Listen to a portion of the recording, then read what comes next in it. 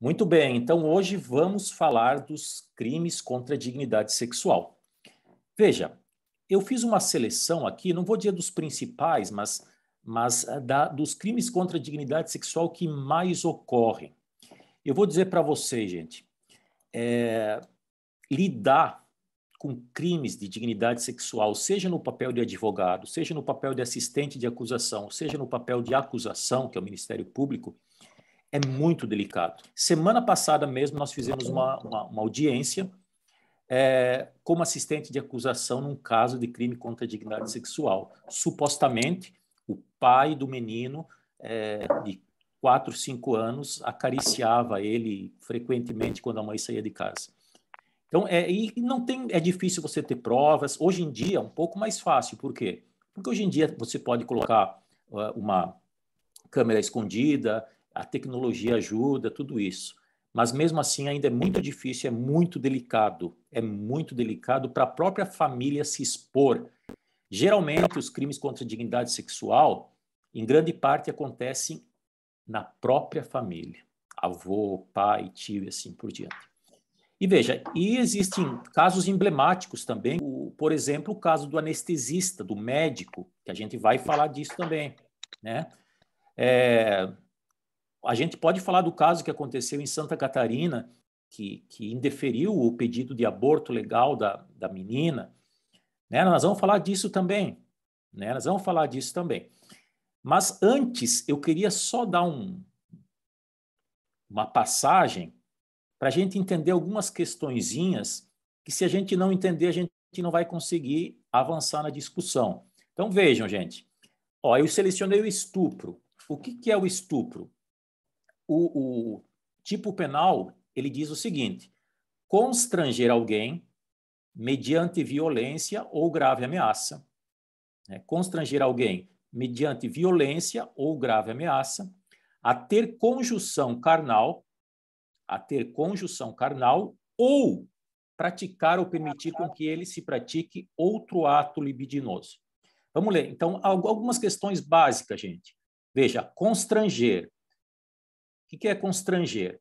É você, o autor do crime, utilizar de uma força que não precisa ser física, né, para conseguir o resultado que aqui caracteriza o estupro.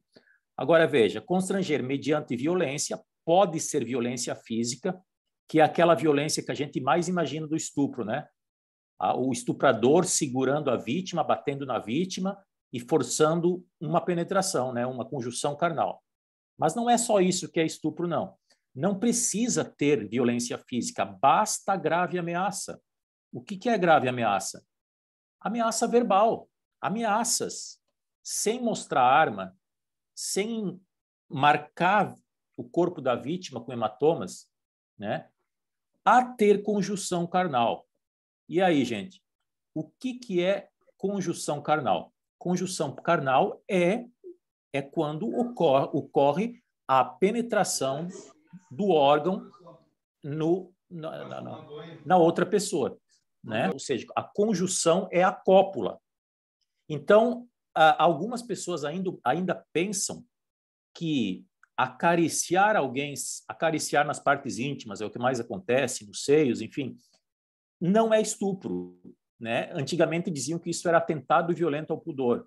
Agora, hoje, entra como estupro, porque não precisa ter conjunção carnal. O que é conjunção carnal? É copular, né? Não é preciso. Basta atos libidinosos. E o que são atos libidinosos? Libidinosos vem de libido. Libido é o prazer sexual, né? Então, veja, o acariciar, o ato que busca o prazer sexual do autor desse delito, já caracteriza um estupro. Então, estupro não precisa ter a penetração, a conjunção carnal. Esse é o primeiro ponto, gente. Vou falar rapidinho aqui dos outros para a gente poder entrar no debate. Mas vocês podem me interromper a qualquer momento, gente. Seja no chat, seja verbalmente. Então, aqui nós vimos que a conjunção carnal é a cópula, é a penetração, mas não precisa ser. Pode ser qualquer outro ato libidinoso. Né? Agora fica mais claro para a gente. Quer dizer, nós tivemos uma mudança considerável no conceito de estupro nos últimos anos. E eu vou mostrar o estupro de vulnerável.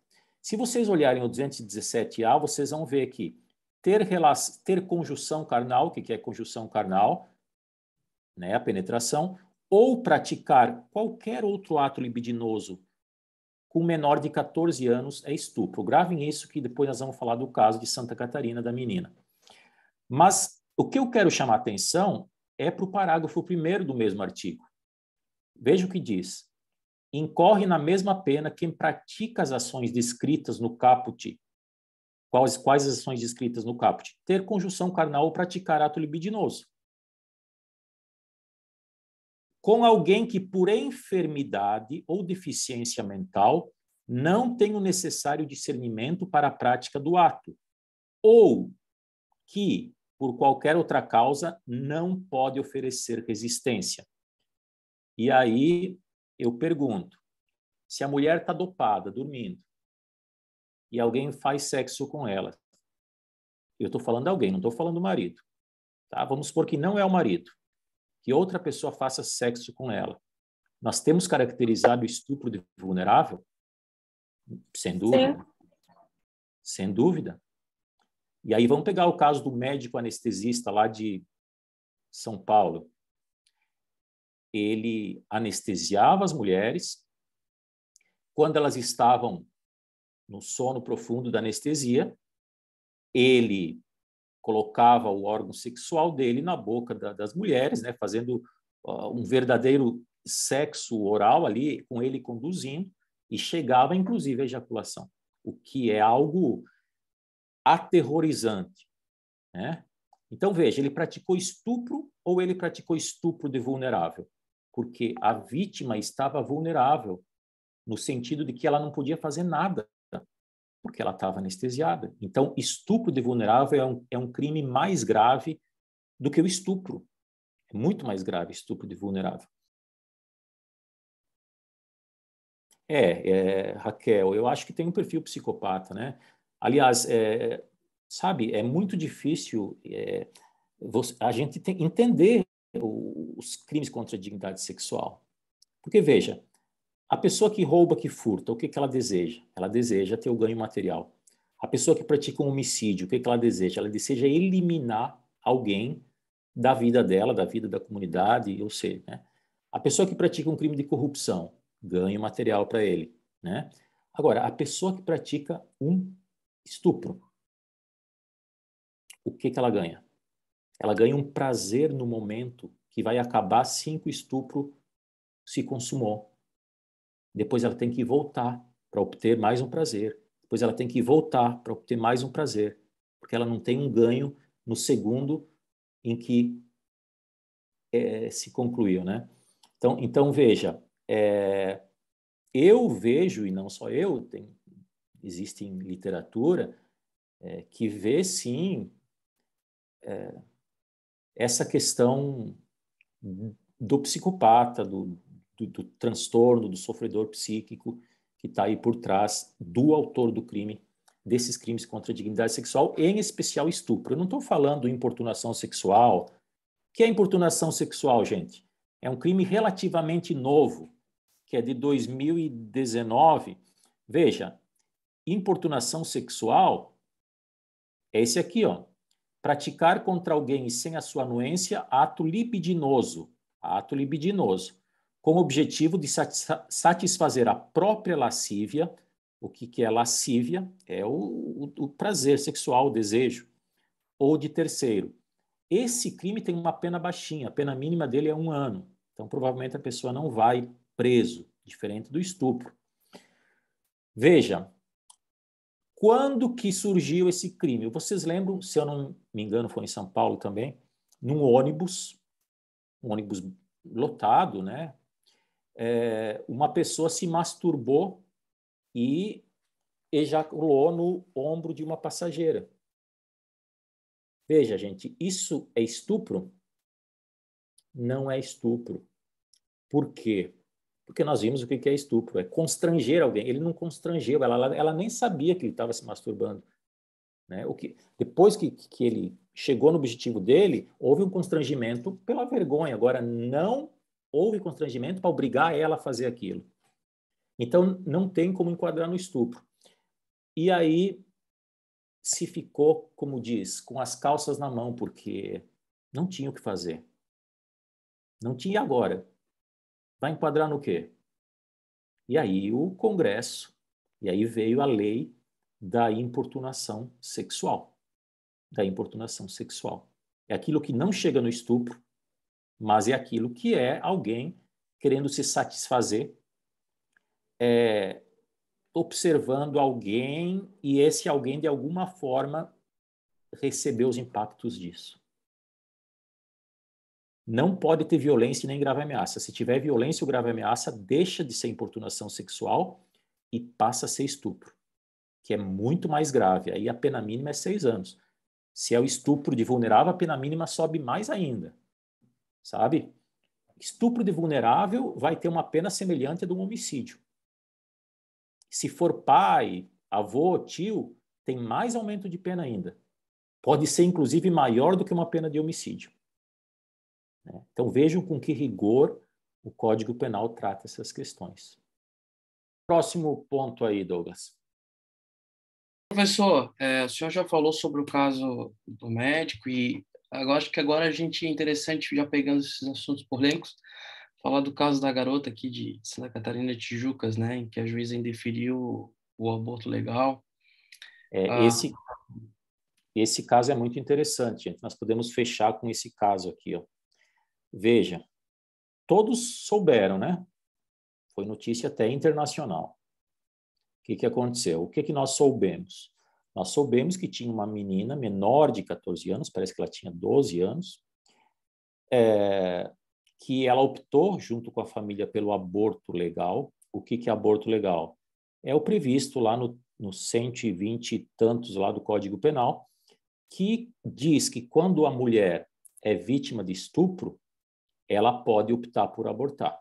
É o mesmo artigo que diz que é permitido o aborto se a mãe tiver em risco de vida. Pode tirar o bebê se a mãe tiver risco de morrer nessa gestação. E temos também a jurisprudência do STF dizendo que é permitido o aborto legal no caso de fetos anencéfalos. São aqueles fetos sem a formação neurológica, que eles vão nascer e morrer, ou em pouco tempo vai morrer também. Então, essas são as formas permitidas, são excludentes de licitude. O que é excludentes de licitude? Nesses casos que eu falei para vocês, se pode praticar o aborto, né? Que não vai ser crime, porque aborto é crime. Isso, Douglas, 128 do Código Penal. Diz lá as excludentes de licitude do aborto. Os casos que pode. Muito bem. O que aconteceu aqui em Santa Catarina, Tijucas? A família optou pelo aborto porque a menina tem 12 anos. Gente, vocês lembram que eu botei aqui o artigo de lei? Vamos colocar de novo aqui, só para deixar bem claro. Ó. Olha aqui. Ó. Estupro de vulnerável. Ter conjunção carnal ou praticar qualquer outro ato libidinoso com menor de 14 anos. Ponto. Aqui está dizendo que tem que constranger a menor? Não. Aqui está dizendo que tem que forçar a menor? Não. Aqui está dizendo que tem que ter violência ou grave ameaça contra a menor? Não.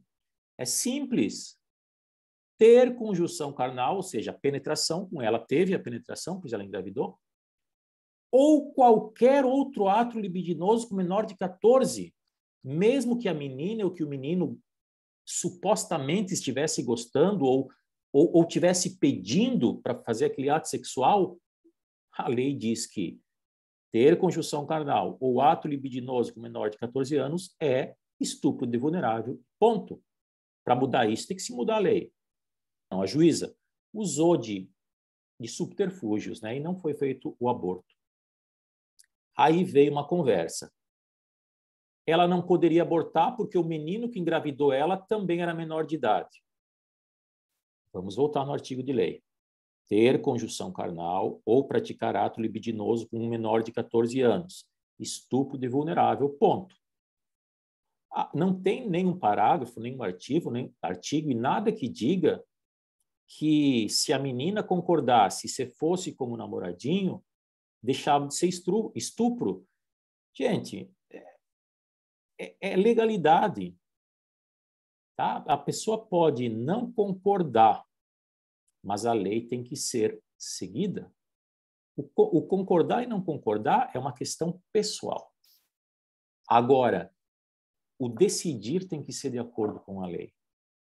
Então, independente de quem tivesse tido uma conjunção carnal com essa menina, foi estupro. Podia ser um senhor de 60 anos, podia ser um jovem de 20 anos, ou poderia ser um coleguinha de 15 anos, de 14 anos. Né? Agora eu pergunto para vocês, esse menino, então, poderia ser processado por aborto? Desculpa, por aborto não. Poderia ser processado por estupro de vulnerável? Não. Perante a justiça criminal, sem chance. O próprio Código Penal deixa muito claro que a idade para alguém responder penalmente é 18 anos. Então, ele não ia responder criminalmente. O Estatuto da Criança e do Adolescente, que ele poderia responder por lá.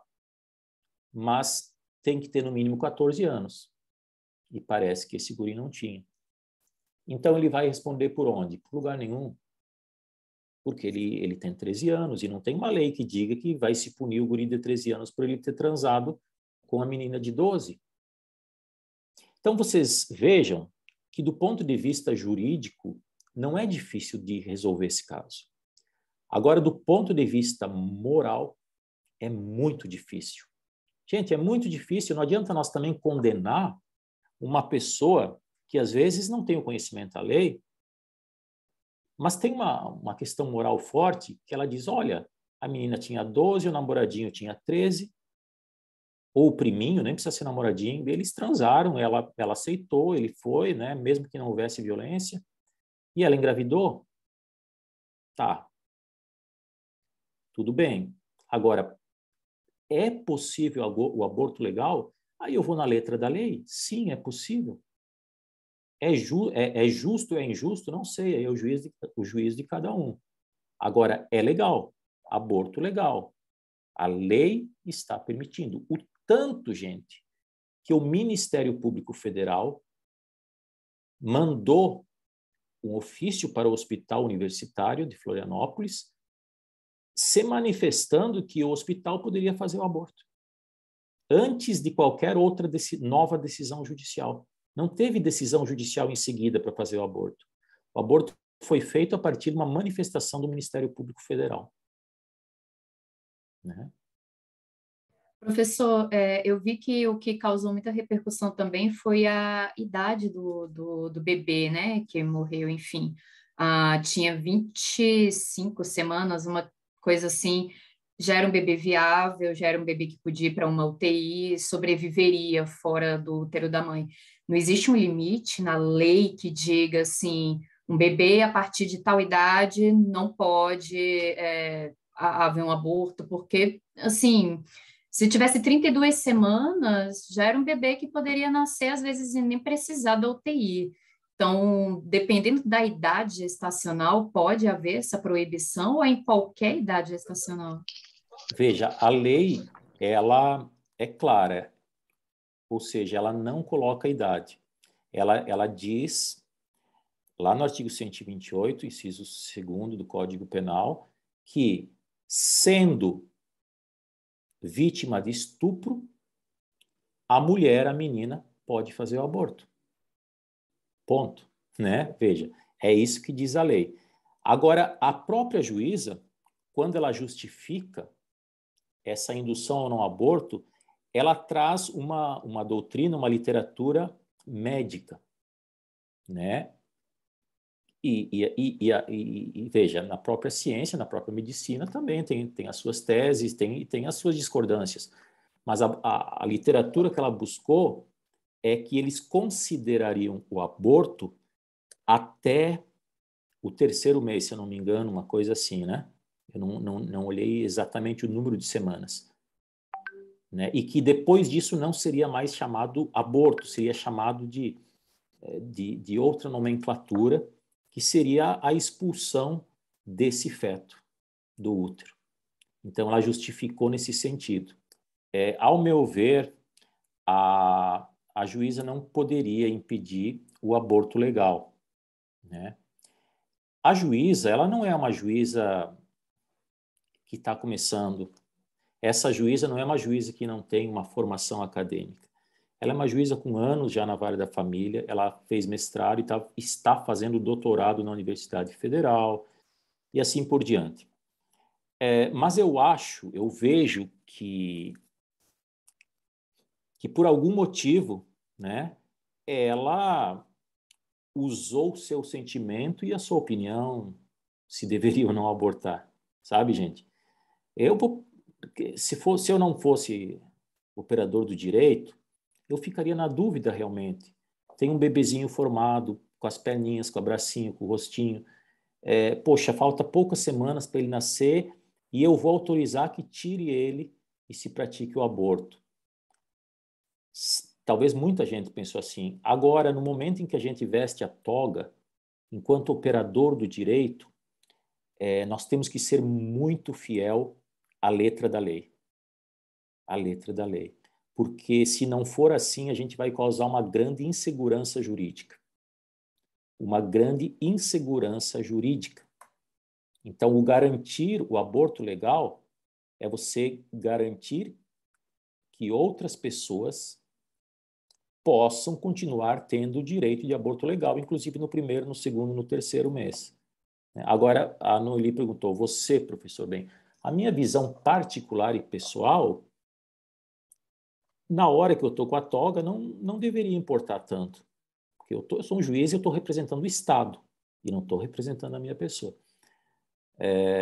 Mas eu entendo todos os clamores e tal, só que nós temos que olhar também o lado, e não pensar só nesse caso aqui de Santa Catarina, pensar de todos os abortos legais no Brasil, em que é muito difícil para a mãe também segurar aquele feto, porque a maioria dos abortos legais acontecem no 2º, no 3º mês. Né?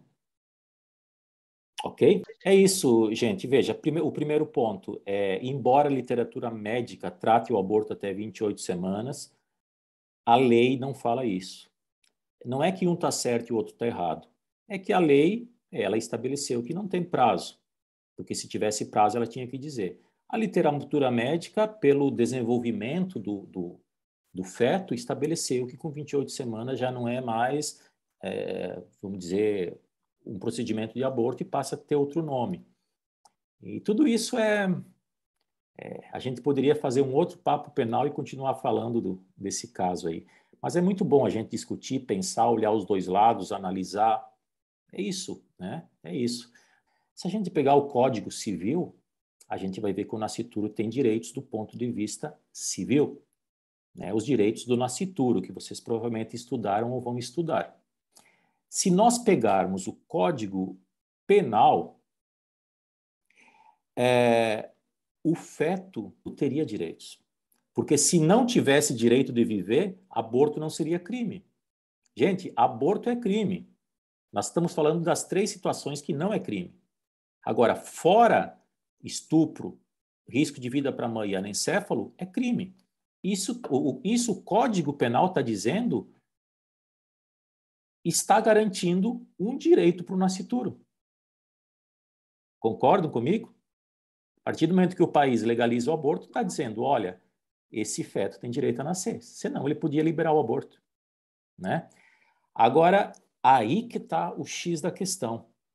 A gente está aqui discutindo se essa excludente de licitude, que é no caso de estupro, deve prevalecer a excludente de licitude ou deve prevalecer o direito de nascer do nascituro. Né? E veja, gente, isso aqui dá para fazer um trabalho de conclusão de curso, um TCC. É interessante. Ah, professor, o senhor falou que é fácil de se resolver. Gente, é fácil de se resolver olhando hoje para a letra da lei do direito. Está lá o artigo 128, inciso 2, não coloca prazo e tal. Mas direito não é o mundo. O universo não é direito. Direito é uma parte do todo. Nós temos outras ciências, nós temos outras vertentes de conhecimento, né?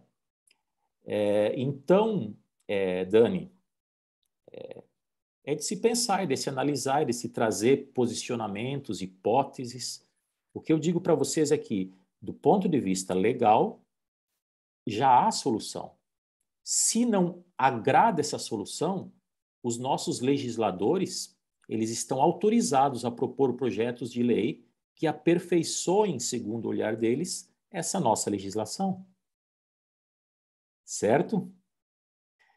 Gente, eu quero dizer que hoje nós passamos um pouco do tempo, porque esse assunto realmente ele é impossível esgotar. Obrigado a todos pela participação, e forte abraço, bom resto de semana e até semana que vem. Obrigada, professor. Boa noite, professor. Boa noite, professor.